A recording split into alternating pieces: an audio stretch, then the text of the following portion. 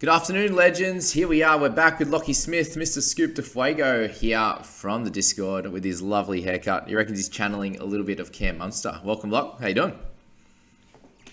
Pretty well, thanks.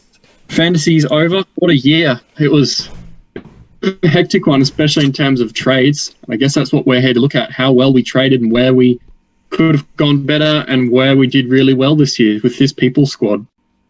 Yeah, so if we look at, we're going to start off with the rank history, and we started off pretty well. We had a first round ranking of 861, which is really everything you could dream of in this type of scenario here when you're just looking to get off to a great start. And our worst one was in round 2, sitting at 1745, and then really improved from there. So obviously having a good rank, we're going to go through our original team and see potentially where we could have done a little bit better, but really the positives out of this. And Scoop, obviously, big thank you to you for really running this. I kind of made the trades and physically, but you were the one that, the mastermind of getting everyone organized and sorting that out. So a big thanks to you. I know everyone appreciates it a lot.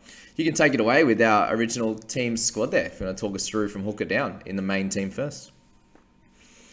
I know. So from the get-go, we decided to go with Grant as our gun hooker. Cook turned out to be an absolute cracking year, but Grant was pretty good as well. Round 1, he was out, though suspended, so Chris Randall did the job.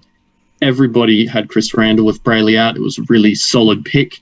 He was pretty much guaranteed really strong role, really good minutes, and it paid off. Payne Haas as captain, solid as Payne Haas was usual Payne Haas earlier in the year before the injury started to take hold.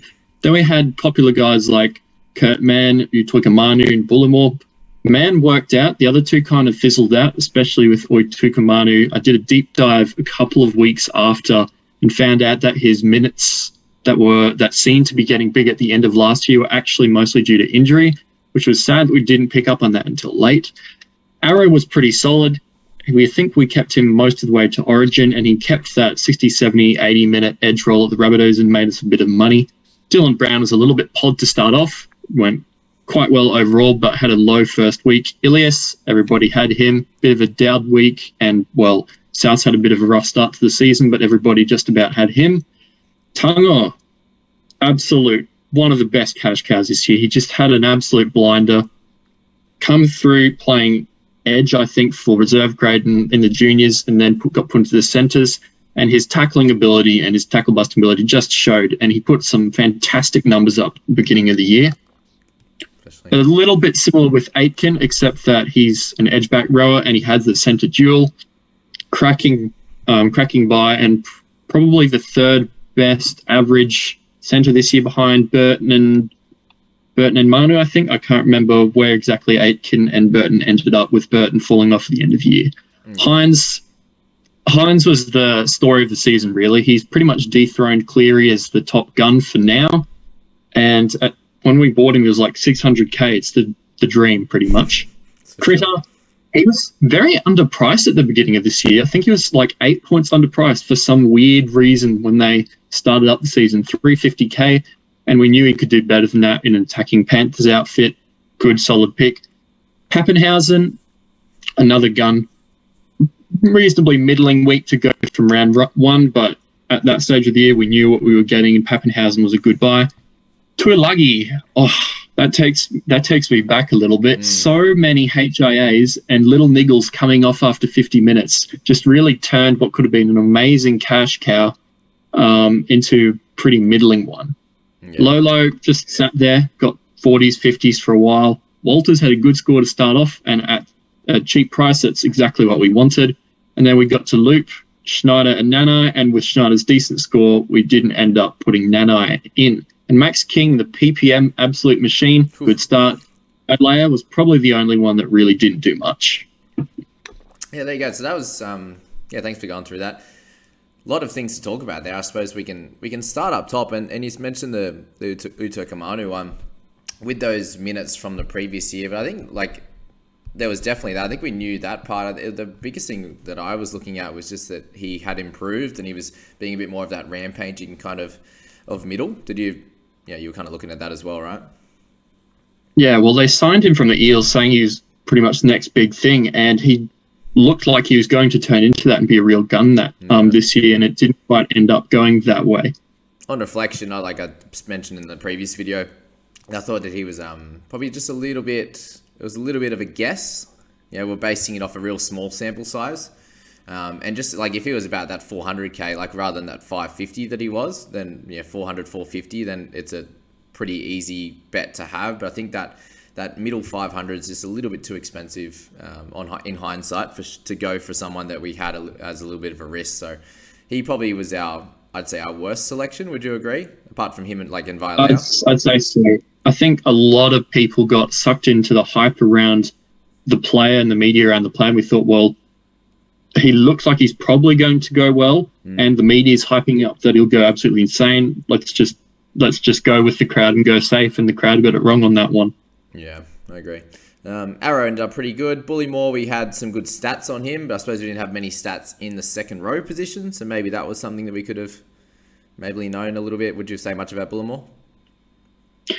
Yeah, I'd say it would have been good to have a few more stats there. From Brisbane, looking really good, promised to be a bit of a bigger role. It ended up not sort of turning out that way, with a bit of competition with Davey and Schuster for minutes in the spot. But to begin the year, he did okay, especially round one. Yeah, he just didn't look as good as we thought, hey? No. Running wise, he just didn't have that tackle breaking ability or anything, so that was that. Obviously, Ilias, I spoke about him a little bit as well. I feel like he just needed the South to start a bit better. With him not being a real attacking flair type of guy, I think it would have worked out okay. With him scoring mid-40s for a good portion of that middle to late part of the year, all we needed was like a 35 average from him, and it would have worked out okay. So I suppose, a little bit of hindsight, maybe just think that they would start a little bit slower without Reynolds. But again, I think we're guessing with that one. Would you agree? Yeah, I'd say so. I don't think any of us anticipated how long it would take for Walker and Ilias to really start to gel. They did quite a good job towards the end of the year. They kind of swapped fortunes with Broncos. Broncos nosedived and Souths have revved up heading into the finals. So it ended up working out. But early in the season and for fantasy, it really didn't do much. I think he started at 300k and he actually went down for a little while. Yeah, and then I suppose the other thing I'm looking at here is we obviously had Bully in the edge. We had Payne Haas as a clear gun, and then we had a couple like Taumalolo's probably a little bit of an underpriced gun. Obviously didn't work out exactly how he wanted to, but we didn't have that gun edge. We had two sort of, we had Arrow and Stefano there as being sort of that mid-range type of guy. Might have been a good idea to start with a gun edge as well. Might have been a slight improvement we made, but we obviously did have a great start to the season. It was really only Violea that was the poor one when he's sitting there with two guys, Nanai and King, both getting 57. Schneider, Walters were all good picks. I think we did really well with the starting team. So thanks, good work to everyone for doing that. We obviously just had a little bit of a fall away towards the back end of the year, or middle to back end of the year especially. So let's come up and have a look at these trades now, and just have a bit of thoughts in mind that we did really build nicely from round 3 onwards, all the way to a high rank of 95 in round 12, and we're sitting around that 100 mark from round 6 onwards. So put ourselves in a great position to do really well in the league. So now let's go through where we possibly went wrong. So in terms of our trade history, we started with trading out Stefano in round 3 for Tom Starling. And I know you mentioned it here. We're also going to have a look at Scoop's team, guys, who he mentions a few of his big wins, and one of them being jumping on Starling in round 3. So just really happy with that trade, obviously, there. Anything more to say on that one? And you can go through round 4's trades as well. Yeah, I think spying how much value got Starling was when you sold him, because when he started going back to the bench and not getting the minutes that we wanted to hold on for too long and lost a lot of value. I think he probably had made 250k at one stage, but a lot of us sold him a week or two too late and didn't get max value. However, buying him in round 3 was definitely the best decision. Taumalolo out in round 4, Bullimore out in round 4. Yeah, Taumalolo was just one of those sort of mid-range guys bordering on keeper that we were hoping would become a gun, but it's not quite the Jason Taumalolo of yesteryear anymore. His role's a little bit different now in the recent years, and Bullimore just turned into a bit of a trap, really. The trade-in seemed to be okay. Obviously, Brodie Jones and Taylor May did their job. Taylor May, we got pretty early. I think we got plenty of value out of him, obviously, and then Brodie did great for that month sort of thing until until he lost his spot really to Fitzgibbon. But I was just looking at these briefly before. It's just these next bunch of trades. He had Taumalolo's like borderline keeper. That worked out okay as that trade out. We had Jai Arrows probably a little bit early. I'm going to say Jeremiah Nanai was definitely early. And then we've got Stephen Crichton there, I think was a little bit early as well. So I'm going to speak about this whole section here. I think we just come around 10, 11, 12, 13, we just were missing. It's like, oh, it would have been nice to have Crichton when he'd get that 50 or so. Just want to speak to those kind of trades a little bit. Yeah, the Angus Crichton was a really good buy. Matt Burton and Angus Crichton at about that round 10, round 9 spot was really the guys to go for that really accelerated your season. When did we end up getting... Crichton we got in 13. We got him a lot later. But yeah, about that time, the guys like Ryan Pappenhausen was being sold. Tedesco and Elliott were really good, especially Elliott. Butcher was a really good buy. Peoples kind of turned out to be a one-game nothing, which was a bit of a surprise. But yeah, Papali in round 7 was also really, really strong because he was one of the best in his position, especially in fantasy when you can chuck him down at edge. Yeah. Tough kind of held us back a little bit, but a lot jumped on, so it didn't hurt our rank too badly at that stage. Yeah, Kohler was great. Yeah, so that's kind of the one I wanted to speak about was Taff, and then the David Moale one. There were two guys I feel like we banked some cash on Nanai and Crichton with these types of trades. Yes, that Taff trade-in allowed us to get Isaiah Papali'i, but maybe there was another way that we could have got those guys, because I think holding Davy all year, you see us early on, we're sitting with sort of that 2 to 3, 4 guys even that weren't playing. So I think maybe we could have just been a little bit more patient with either trading out those guys or being selective in the cheapies that we brought in. What are your thoughts on that? Yeah, I'd say so. As we can see, Cleary back in round 5, that hurt Stephen Crichton's goals. That's why we're looking to get him out and get a wing fullback in. I don't think there were too many options at that stage because we got Kohler the next week. I don't think he was around that week starting. I think he might have been on the bench. So I'm not sure what that option was to put in wing fullback, whether he was a backup or not. But yeah, Taff really, really didn't work out. Somebody like a Royce Hunt, if we didn't have to buy Taff in that round, would have been good or better than Taff turned out to be anyway. But yeah, it was a bit of a wasteland until Kohler popped up just after that. And we were a team, like you can see there, we were doing pretty well, so we weren't making too many trades early.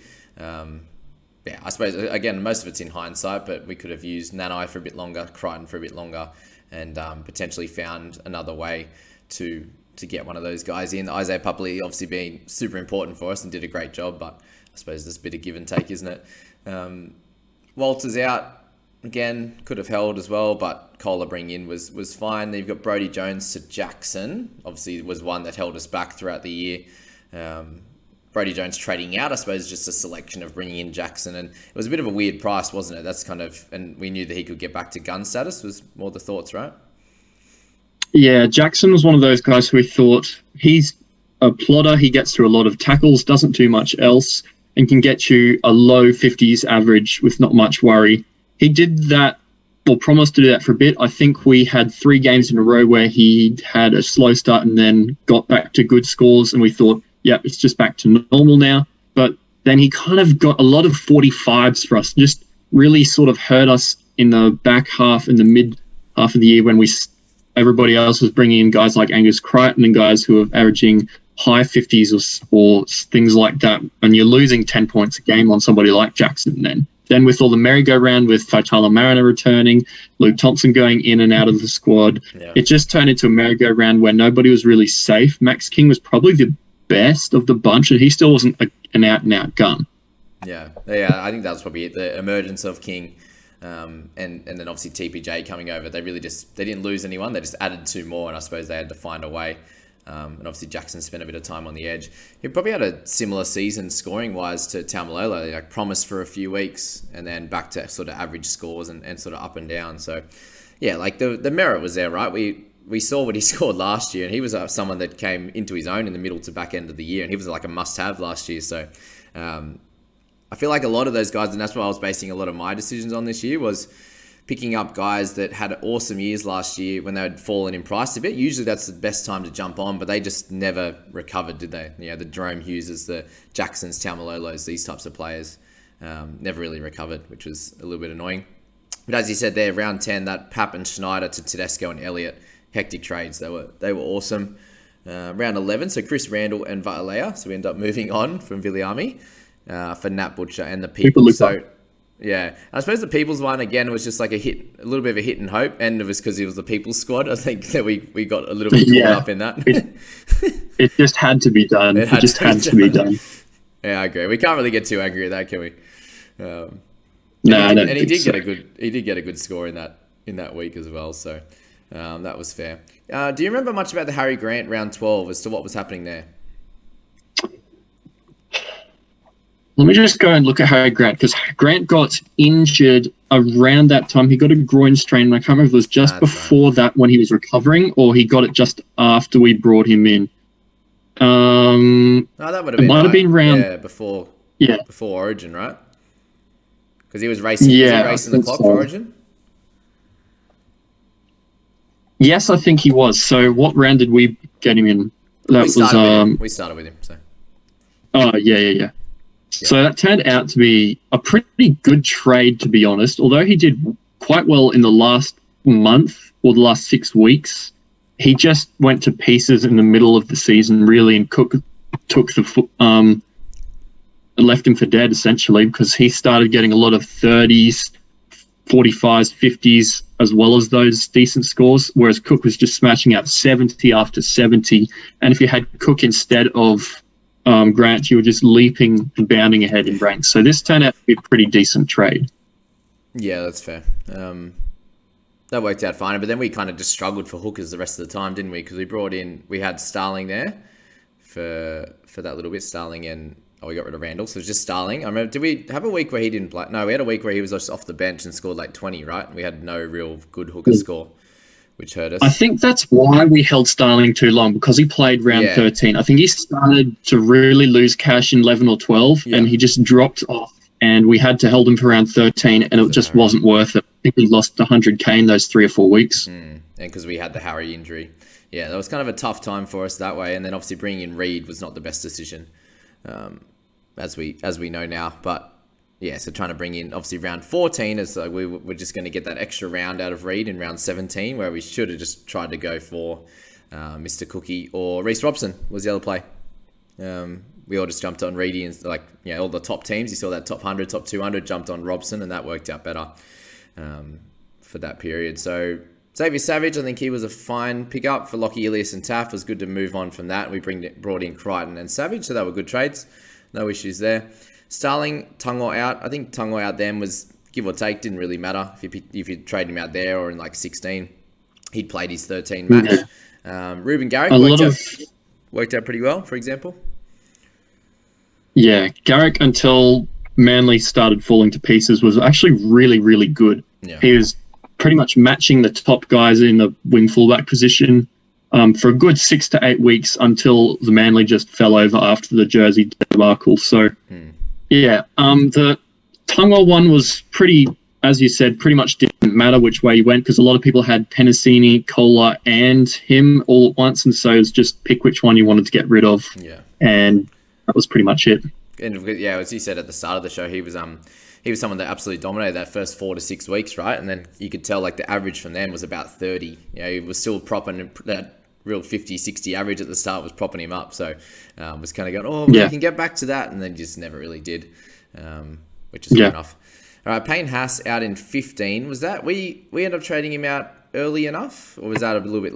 I think we are pretty late. Let me just check what his price was at that time, because I think we went late on him, which probably lost us a good amount of money. Yeah, in round 15, he was already down to low 700s. So when he picked up his first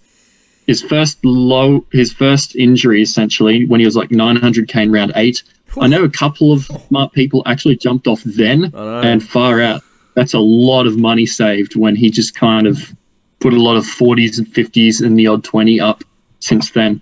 And that's a pretty fair risk, right? We've known him to play through injury before as well. He's obviously just a tank, like he just does it. But to have the foresight to just go, yep, he's carrying something. And he missed out on 1 or 2 weeks, I believe, through that whole section as well, obviously, which was fair during Origin. So to have that foresight, I'll give you all a clap. Well done. 900k was, that's rough. Anywho, brought in McInnes, and overall he was a solid pickup. Obviously on and off with, it's Finucane in, Finucane out, but a good trade overall. In that one, with McInnes playing the extra game and Payne being under a bit of an injury cloud. We then traded out Butcher when he got that. That situation sucked. Like for those that jumped on Butcher, it was such a good trade in. He did great the first week. Yeah, and then that 40-minute game he got was so strange in the 13 role. And then obviously just the injury or whatever he copped there that sucked. But bringing in Burton in round 16 was a pretty good effort, right? We had probably, 4 to 5 weeks of really, really good scores? Yeah, Burton was one we probably could have got on a lot earlier. He was probably, round 16. He would have been expensive by then, but I mean, we had to buy him. He was very, very, very good. And even though he tailed off towards the end of the season, he's still one of the top centers. So we kind of had to get him. And imagine if we'd swapped Payne Haas at 900k for Burton at 600k in about round 9. That would have been like a 500 grand trade. That would have been ridiculous. Yeah, so there you go. So there's the things that if you can make that correct one in certain times, getting Cook in early or starting with him, that Payne Haas trade to Burton, or to getting Isaiah Papali'i in early, these kind of ones just can make a break of season, right? And I think we really struggled with I'll say we struggled, but we got a little bit unlucky with some of the cheapies too, like the Volkman one. Looked like he was going to get an opportunity, and he was actually playing fairly well, and then he just randomly got dropped completely out of the team. Do you remember that? Yeah, he got dropped, and then I think and a slight injury. I think he did pick up an injury, but he just didn't. He hadn't come back in, so it was just curtains for him essentially for the rest of the year. Yeah. So we had a few of those. Obviously, Moali. That's what I mean. We end up with having just a few guys just sitting there doing nothing, and that killed our money making as well. Yes. Yeah, we end up missing out on 1 or 2 extra guns. For a team that was obviously situated pretty good in ranked 95, ranked 115, we should have been really building money, and that kind of killed us a little bit, which is just something to think about, just really thinking about those cheapies and when they're a definite good one and when they're one to avoid. I suppose, seeing what happened with Josh King in round 1, if you did miss out on him, going, okay, looks like he's going to get some good minutes for a while. He should be able to make 100, 150k and score pretty well, pretty comfortably. And that was seeing someone at that sort of 300 and something price, which wasn't crazy. Whereas we were taking a little bit of a punt on these types of guys, which, something to think about for next year anyway. Trading out Maxi King and Carraz was pretty fair, bringing in Paps.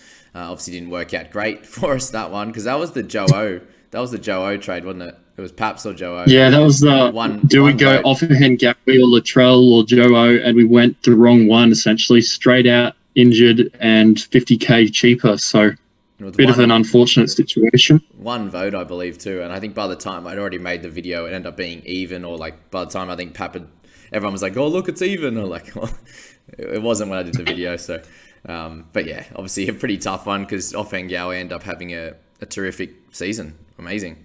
And held it the whole way, which is really, really cool. So he was one probably of the shining lights. If you had him early, you probably had a cracking season, because I think he was the sleeper keeper cash cow for the year. Because I think he ended up getting to 300k made, and nobody noticed him until he'd made 180, 200, and it was gun or not. It wasn't a discount anymore. So it was an amazing pick if you got on early. Yeah, he was incredible.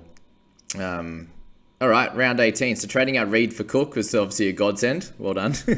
Well done, squad. Cam McInnes for DCE. McInnes probably ended up scoring the same or slightly better. And we obviously spent up a little bit on DCE, but that one's a completely unlucky one. And then we went for Matamua, who again only really got the 1 week. So we just really didn't get lucky at all with those cheapies across the season, trading out Taylor May for him. So again, not too much to say on that one. Round 19, we went 4, Paps, Ezra Mam, Dylan Brown. Again, terrible timing. I did this in my team as well. Traded him out in 19 after he'd been scoring 40. I did too. 40 after 40. But the trade-ins were terrific. We had Murray, Mitchell, Dewey. And then Aaron Booth, who looked like he was going to do okay. Again, we're basing this off just one decent score, and then obviously had a low one and then got injured the next one, which was really sad. But again, that just left us with another player that wasn't playing. And I think at that point, we only had 16 available players, which not good. Not good at all. Round 20, we went Jackson to Butcher, which was a good trade. We had a positive on that one. Cleary out to Payne Haas, and again, just hoping that he would bounce back. Didn't really happen, unfortunately.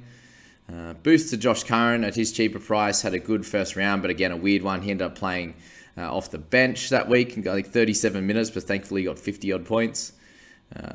So again, a bit unlucky, but then he ended up with 80 minutes the next 2 weeks and did okay until last round. And then the Brandon Smith one for Garrick when he went down injured. Again, was okay. Got really, one good score out of him? Yeah. I think he got a one decent score and then a 37. There was Brimson, somebody who... Brimson we could have brought in instead of Curran. Was that instead of Curran? Yeah. Instead of no, instead of I think it was for both weeks, but mostly for the Smith one. But yeah, Curran was a weird one because, I mean, like the Warriors forward pack was like the Bulldogs forward pack this year. It just kept moving and you couldn't buy anybody who wasn't a cheap one that was going to stay there, like a Max King or a Tohu Harris. And even Tohu Harris didn't actually turn out to be that good this year because he had a slow start and then he came back and did all right, but he's still only just about average 50. And a lot of people jumped on him. And when you have somebody like that in your team instead of, say, a Crichton or a Murray who averages 5 or 10 points more, it actually ended up not being a really good option. No, and it's a weird one because he was just the gun that would just play 80 minutes every week last year. And again, he was another one that just didn't happen. He started well, I think, the first few games after his injury returned. But again, he's coming back from injury in early-ish in the season, right? So sometimes that just doesn't work out and they never really get properly into the season and don't really have their legs under them. And maybe that's another one to think about from next year is just those returning guns, potentially from injury. And most players, you see, if they don't really have a strong preseason to get their legs under them and get right, they don't usually come back and have an awesome season, especially in different positions. I know, especially in the forwards, it's about his motor, right? And if he hasn't been able to do a lot of work on his cardiovascular and just that, hitting constantly, stuff like that, it can be a little bit tough. So yeah, that was that one. But yeah, just a quick one on the rankings there. Obviously, sat there for a long time and then a few of those different trades. I think this was about the point we started trading in a couple of those cheapies. So team value wasn't improving and we just slowly declined for the rest of the season. Yeah, I think those three dud cheapies. Yeah, I think those three cheapies. Yeah, we tried so hard to hang on to that 1,000. We just missed, unfortunately. Yeah, we were like 860th and then... well... all right, let's get the Mr. Scoop. There he is. Where'd you end up? 2,800. All right. 995, I think. Scraped inside the top 3,000. So a bit of an uninspiring year. But yeah, I had some really solid overall trades, but all the pods I touched burned, a bit like you at the back end of the year, unfortunately. So I never really got going with my money making and just sat around 2,000 to 4,000 for most of the year, unfortunately. Yeah, this looks very similar to what mine did. Obviously not the best start. I think I was about 5,000 something in my first one, and then improved up to about that 1,000 to 2,000. I just hung in that bracket the whole time, a little bit up, a little bit down. So you've been in between the 2 to 4 bracket the whole time. So not ideal. Hey, just when you get that team not perfectly right at the start, and then it's just hard to come. It is hard to come back for sure when you're sort of chasing your tail. Unless you get a couple right at the start, then you'll rock it up and you can kind of stay there. But very interesting. All right, let's check. Yeah. So we've got his team here, which we'll just refer back to at certain points. But just generally here, we had Nakora was an interesting one. Tell me about him. We ended up obviously averaging just over 50 there. End up at 707. But what was the theory with Nakora? Nakora breaks my heart, man. I held on to him as the pod that I wanted for the year, and when I ditched him, he just did exactly what I thought he might. I saw him in preseason with a good Sharks team, with Hines feeding lots of ball, hitting holes, making a few good tackles. He'd eliminated a fair few of the missed tackles, so I thought he had the potential to jump from a mid-ranger of 45 up to 55, for example. and he had a few down weeks. Then he had a run of like 60, 60, 47, 55, and that got me excited. And then I made the bad decision to hold him instead of sell him in round 13. And then as soon as I get rid of him after the round 17, for which I was keeping him, he just started to go bonkers in the last 4 or 5 weeks of the season. So turned out really sad. Yeah. Yeah, okay, so that one sucked. Yeah, the Snore Brown one was a bit unlucky. I think he might have ended up okay, but again, just a very injury-affected season for him. Eli Katoa started really well as well, so I didn't mind that. He was pretty cheap too, right? Was he 300s? Yeah, he was good. I think he was 429 or something like that. He started off well with a 59 and a 41. Then he got a HI but passed, but then weirdly went off again. So I can't remember why. And then the next match after that, he got an eye injury and he was gone. All his money was gone, and he just had to sell him because he didn't know how long he was going to be out for. Yeah, that one sucked. And then just Xavier Coates really was the only other alternative one, which again was a bit of a hit and miss. I ummed between Tungo and Coates like for the whole day and switched 5 minutes before kickoff, and then switched it back in round 2. Oh man. Oh well. Oh, so you moved in quick. Okay, we'll look at that in a second. You said big wins, jumping on Starling early, getting Elliott pretty much straight away when I did as well. That was probably my best trade in of the year. I think I went through and decided. Royce Hunt, so you end up getting on him at a decent price. Did you have him towards the back end of the year or no? No, he was just a quick money grab, but he worked out really well. Nearly base price, and nearly nobody had him. Okay, and then Burton early, which was good too, round 10. Yeah, that's good timing. We were speaking about him too, right? Because he had that little bit of a run of tough games, and then he was going to have 3 or 4 easier ones in a row. You pretty much got on him around that time? Yeah, I think he just had 2 or 3 good scores, and he went from like 550 or 650 up to like about 40, 50K more than that. And I was like, if I don't get on him now, he's going to be gone. And wow, he sure did. He went over 800K, a bit like Manu did a little bit later on.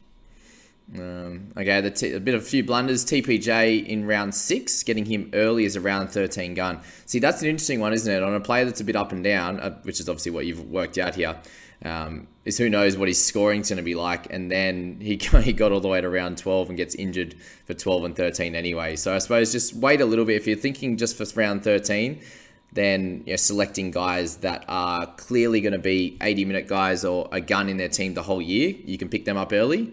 But if you're not sure on the role and someone that's a bit streaky, then maybe like picking him up in 11 or 12, right, would be what you do next time. Yeah, I'd say so. The Bulldogs started rotating a lot of minutes, a lot of stuff with their forwards, and I hoped TPJ would be consistent, and that was a really bad play. TPJ is not consistent in anything, really. So, yeah. Round 14, I was heading decently around just before mid-season, and then in one terrible spell swoop in round 14 after the first bye, I bought Mulatalo, Frizzell, and Marnie all in 1 week, and it just destroyed all the money making I had for the rest of the year, essentially, because I couldn't get rid of them, and I couldn't bring anybody instead. Oh, good. And then, the Tohu Harris, just little small ones like that. Tohu Harris instead of Manu in a tougher position, send him fullback, getting an extra 10 points a week. Yeah, But again, that's, you're thinking safety with Harris rather than Manu. So at the time, it sounds fair. But looking back, it's obviously didn't work out too well. And then there was a few guys that I was reading these before, just that when you owned them, this is their average. When you didn't own them, I had so many guys. I had one good pod this year, and like 6 that just died or got injured. 15 points difference to when I didn't have him. Yeah, Dylan Brown as well. Dylan Brown was a funny one. A lot of people don't realise how kind of poor he was mid-season, because he had those 2 80s just randomly pop out of nowhere, but everything else was a 40. Yep. That was the thing. That's why we ended up trying to trade him out, and then it just worked out that Moses got injured and he went on a bit of a tear. The Tyson Frizzell one sucked as well. I know I brought him in the head-to-head squad. It didn't work out, but and your Aaron Clark one. Go on. Yeah, that was gutting. It was a last Hail Mary effort. Looked like he could be a really interesting option. And then he had a little bit of a down game, and then Booth got injured, absolutely wrecked his knee. I think he did every single ligament in it, poor bloke. And then he was gone next week as well with an injury. So he was gone as well, and that was pretty much my year. Mulatalo was probably my least favourite trade because he looked really good. Sharks had a really soft run home, and previously uninjured at wing, he had like a 49 average this year, and then he just did nothing. He didn't hit 50 again from round 14 until round 24. And when everybody else had Teddy and Mitchell getting 60 plus, just couldn't compete. Just couldn't compete with the ceiling. Yeah, and the Mulatalo, it makes sense. Like, yeah, you're looking for a softer run. I had made that mistake with Talakai as well. Where he's just going to go for that out-and-out gun. The wingers are very tough. Like, he can go on stretches like Mulatalo has, and then he'll have some weak ones as well. There's like one winger every year that'll do it. Last year it was To'o, and I just didn't pick the right one at all. You brought in Hastings there, which obviously worked out well for a period, which was good. It worked out okay, and then he got nerve damage in his foot and didn't kick, and he just fell off, so I had to get rid of him. Oh, here you go, the best trade of the year. Vitalea for Trent Peoples. Yes, 1 week wonder. What a success that was. Great success. Oh, God. All right, so you went to Vita Pangai for Raymond. Royce Hunt up to Crichton. That's a pretty cool week in round 13. That was good. Yeah, round 14 starts. It took a while to get going, but he was okay in the back end of the year, so pretty good trade. And then Barnett as well, and then you got unlucky with DCE. So, yeah, there's a bunch of things that went wrong and a little bit out of your control, and then a few that you could have done a little bit differently for sure. For Feeder, bringing him in was solid. The Clark one was a killer, I reckon, just to finish the year. That one sucked. Yeah, it was a really nasty one, unfortunately. Yeah. I went a little bit spicy and got burnt all the time. So that's the thing to take away for next year, guys. Go for the everybody's Logic's second favorite one, because they'll curse the best one. That's very fair. Especially, I know I've been called the curse lately too. But there you go, guys. We went through the People squad. We went through Scoop's team as well. These are going to be awesome to check out in the preseason next year, especially. But look at them now. Have a bit of a run over your team. Jot some notes down as well, and then jump in preseason and go through all these. And Mr. Scoop's going to be very much a part of a lot of these videos in the preseason and throughout the year as well. So I look forward to having him in here. And I know you guys love him in here as well. So we'll say goodbye. Cheers, Loggy. Thanks, guys. Looking forward to 2023. Perfect.